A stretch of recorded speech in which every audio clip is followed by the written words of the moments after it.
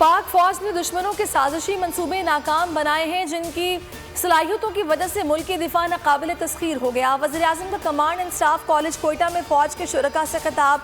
कहा, पाक फौज का सामना जब भी दुश्मन से हुआ उसने ऐसे नताइज दिखाए जिनका मुवाजना मुमकिन नहीं। इससे पहले ज़ियारत रेजिडेंसी में तकरीब से खिताब में वज़ीर-ए-आज़म का कहना था कि मुश्किल वक्त से हमारा मुल्क निकल गया है, हमारी अगली हुकूमत में पाकिस्तान और तेज़ी से ऊपर जाएगा।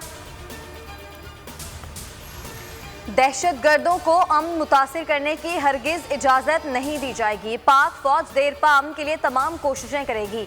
आर्मी चीफ का कोर हेडक्वार्टर्स कोयटा के दौरे पर इजहार ख्याल।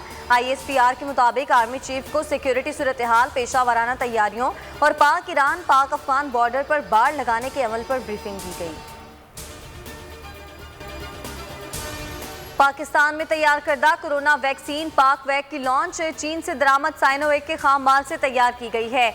NIH में लगा वैक्सीन प्लांट माहाना 30 लाख वैक्सीन बनाने की सलाहियत रखता है।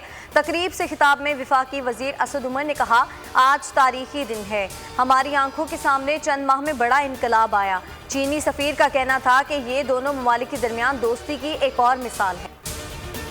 मौलाना फजलुर रहमान PDM को फाल करने के लिए सरगर्म। लाहौर में मीडिया से गुफ्तगू में बोले, जो दोस्त गाड़ी से उतरे हैं उन्हें नजरसानी करनी चाहिए। बिलावल भुट्टो ने इस्लामाबाद में मीडिया को बताया कि PDM गपशप नहीं, हुकूमत गिराने के लिए बनाई थी, वापसी की ख्वाहिश का इजहार नहीं किया। शाहिद खाकान अब्बासी ने भी मीडिया से गुफ्तगू में कहा, पीपल्स पार्टी की वापसी के लिए हमारी कोशिशें सिफर हैं, जिसने एतमाद तोड़ा वही बहाल करे, वरना राहें जुदा हैं।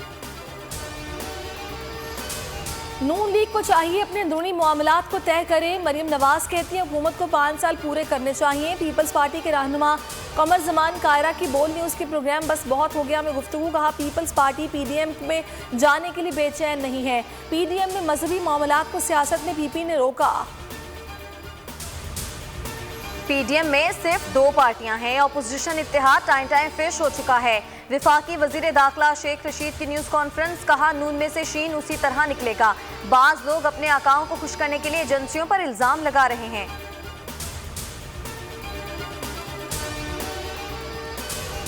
कोरोना की आड़ में लोगों की जेबें खाली ना करें। MQM अरकान का सिंध असेंबली में शोर शराबा। स्पीकर डायस का घेराव।